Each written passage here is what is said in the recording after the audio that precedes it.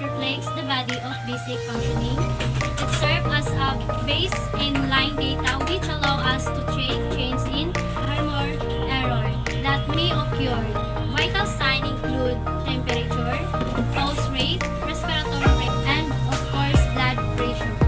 Paraphernalia needed are digital thermometer for patient body temperature, and of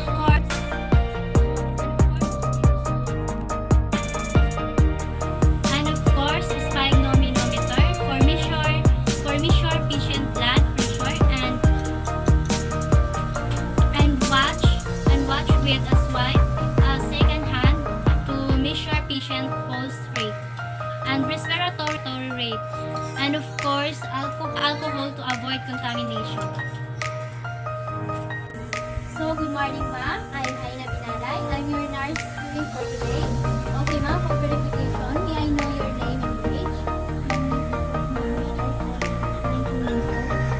Okay. So, Ma'am Rahma, the procedure I'll be using is I'm going to check your vital signs. And I'm going to touch some parts of your body. Is it okay with you, ma'am? Okay, ma'am, and of course, there's a lot of procedure that you should follow. Okay, ma'am, and if you feel uncomfortable, feel free to raise your concern.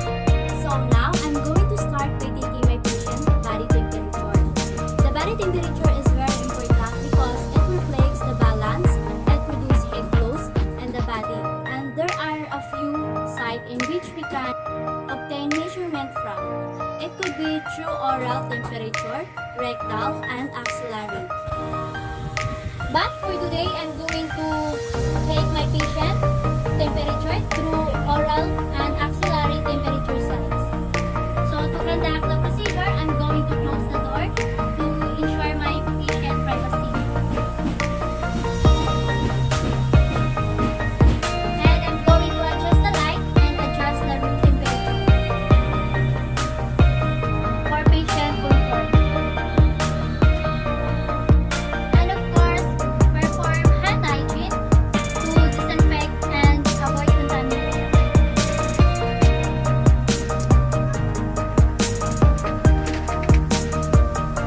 So to take from a patient body temperature, I am going to use a digital thermometer and disinfect it first. Okay, and I'm gonna have to place it on the posterior sublingual pockets of my patient mouth. Okay, ma'am, open your mouth, please, and touch the roof of your mouth, and now close.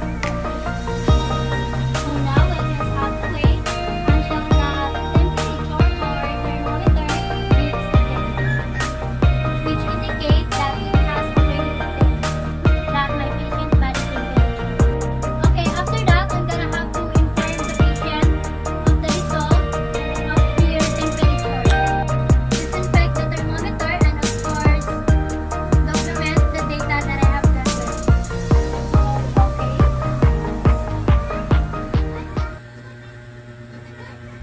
So, ma'am, your body temperature is 36.8 degrees Celsius, which is within the normal range. Okay, so now I'll have to disinfect the thermometer that I have to use and document the data that I have gathered and put it on the patient strip. Okay, so after the procedure, I'm going to perform another hygiene. To avoid contamination,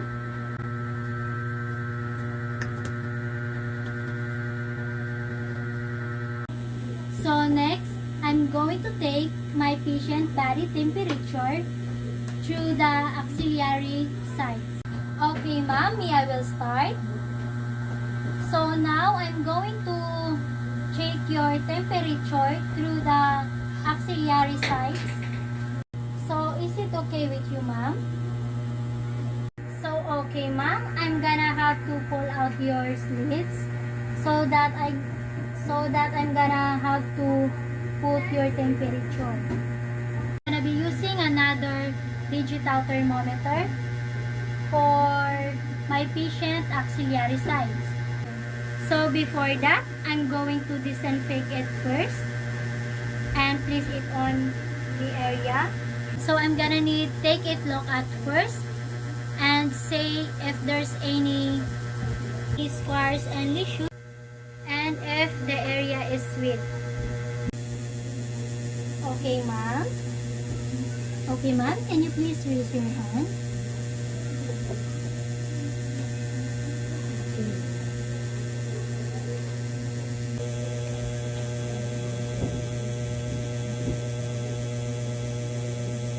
So now, I'll just have to wait that thermometer beeps, which indicate temperature obtained by patients. Of course, I'm gonna have to inform my patient result of the temperature. And of course, document the data that I have gathered. Okay, ma'am. So, your body temperature, ma'am, is 36.8 degrees Celsius. Within, it is a range normal. So, ma'am, I'll have to disinfect it first, ma'am, to avoid contamination.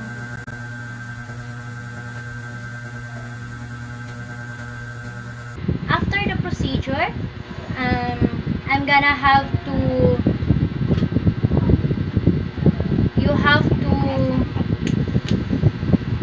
hand hygiene to avoid contamination, and document the data that I have gathered and put it on the patient safe.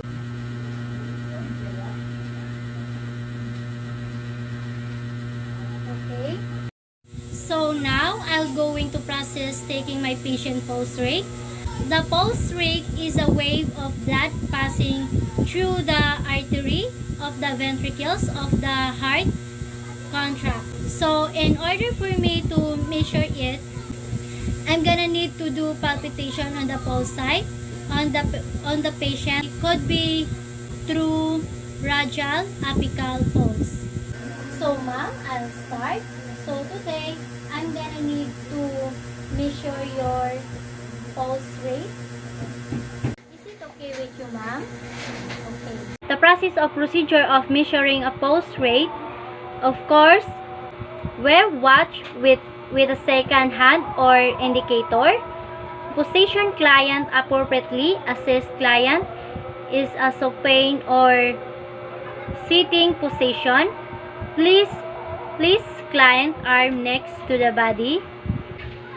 Arm next to the body with palm downward into the abdomen. And place 3 fingers and locate the radial artery.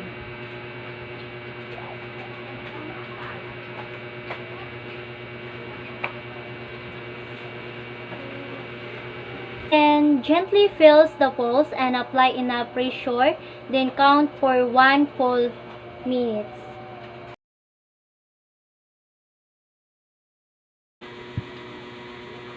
So, okay ma'am, your pulse rate is 80 beeps or 4 minutes, ma'am.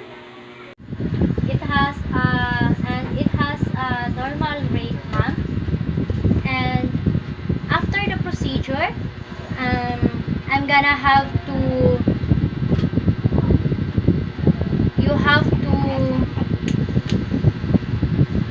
hand hygiene to avoid contamination and document the data that I have gathered and put it on the patient safe. Okay. So now I'll be going to take a patient pulse rate through the apical pulse. Apical pulse is one of the 8 common arterial pulse. It can be found in the left center of your chest, just below the nipple, and can be heard through the stethoscope. Okay. Equipment I'll be using for the pulse rate is our watch, a second hand, and then status book, and of course notebook and pen for the document patient. Okay, I'll be going to take your lesson your heartbeat, ma'am. Is it okay with you? Okay.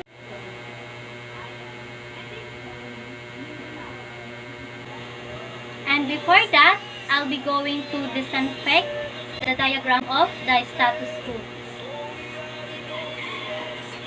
with alcohol. Okay, and then I'll be going to auscultate and count the heartbeats in the full minutes.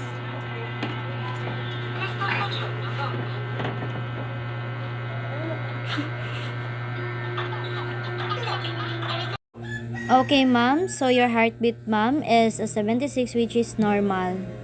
Procedure. I'm gonna have to. You have to hand hygiene to avoid contamination, and document the data that I have gathered and put it on the patient safe. Okay. So, for counting the respiratory rate, I'm not only simply counting for the number of breath.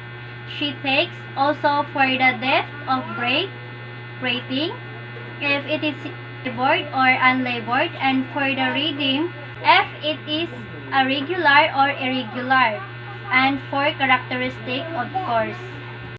So, okay, ma'am. I'll be start, ma'am. So, put your hands,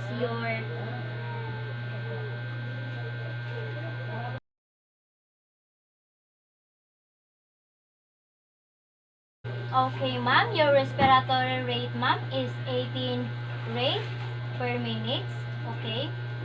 Within it is a normal range.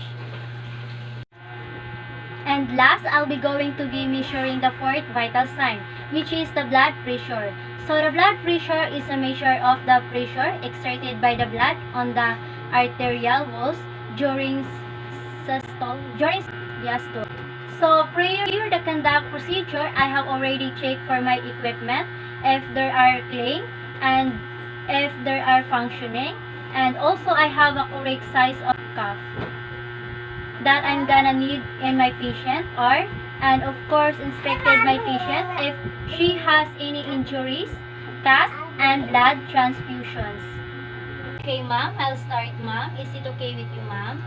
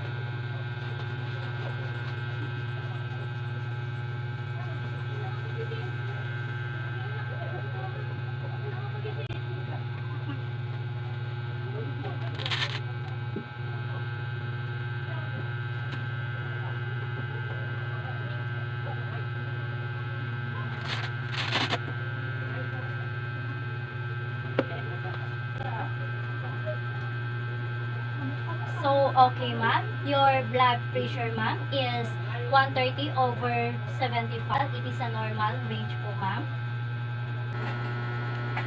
It is okay, ma'am, and you have a normal blood pressure. So, taking your overall vital sign, ma'am, is all normal, and you have no worry. And thank you for your cooperation po, ma'am.